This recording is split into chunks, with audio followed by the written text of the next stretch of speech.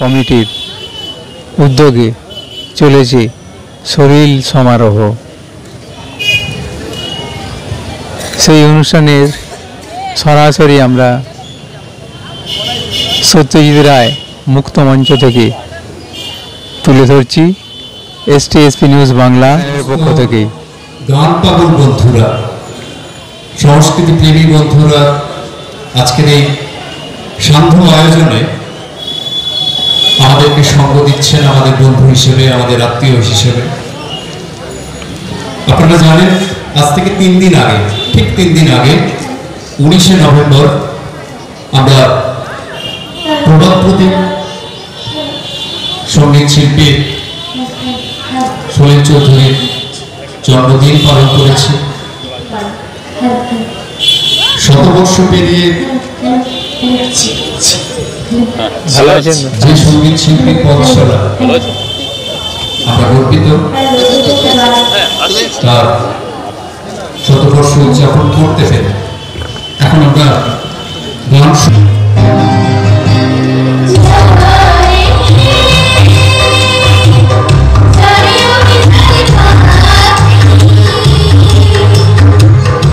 কিংবদন্তি শিল্পী, সুরকার, গীতিকার সলিল চৌধুরী জন্ম 100 উদযাপন অনুষ্ঠানের আজকে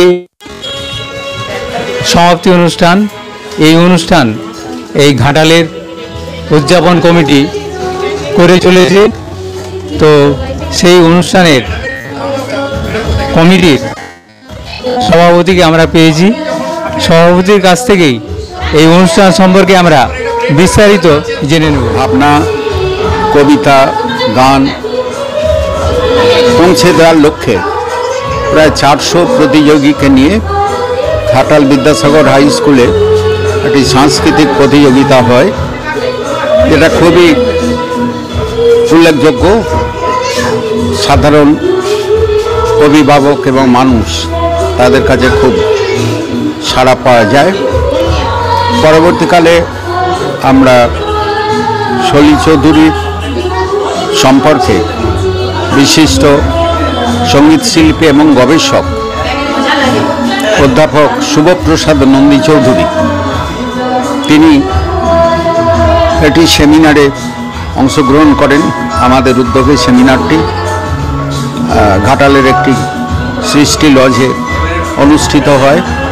সেটিও খুব মানুষের কাছে গৃহীত হয়েছে সাদরে। মানুষও খুব আগ্রহী হয়েছে এই কর্মসূচিতে।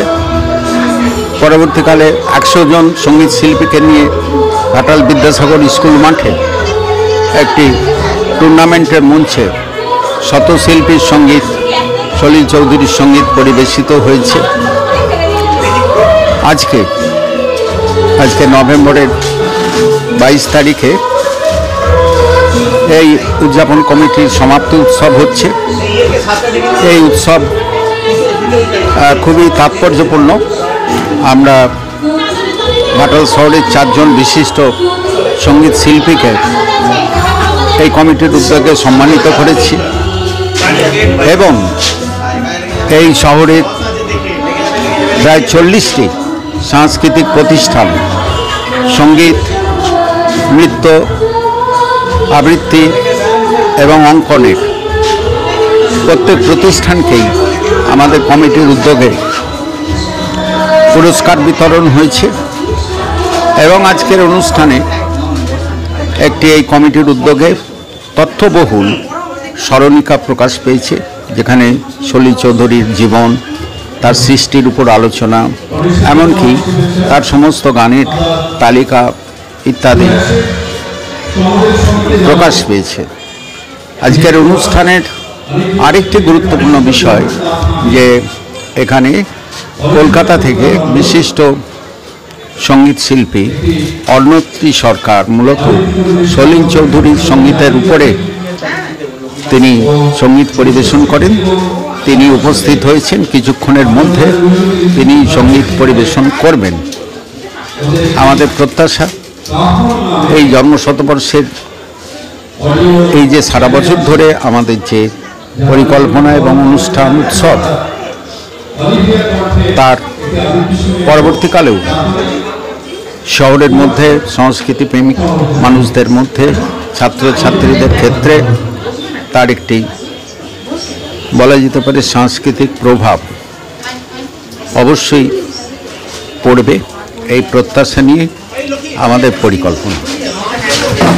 আমরা এই সলিল চৌধুরী জন্মশতবর্ষ উদযাপন কমিটির সভাপতির কাছ থেকে বিস্তারিতভাবে এই অনুষ্ঠান সম্পর্কে জানলাম যে সলিল চৌধুরীর সঙ্গীত চর্চা ও তার জীবন আদর্শ তুলে ধরা এবং বর্তমান প্রজন্মের কাছে ছড়িয়ে দেওয়ার জন্যই তাদের এই আয়োজন।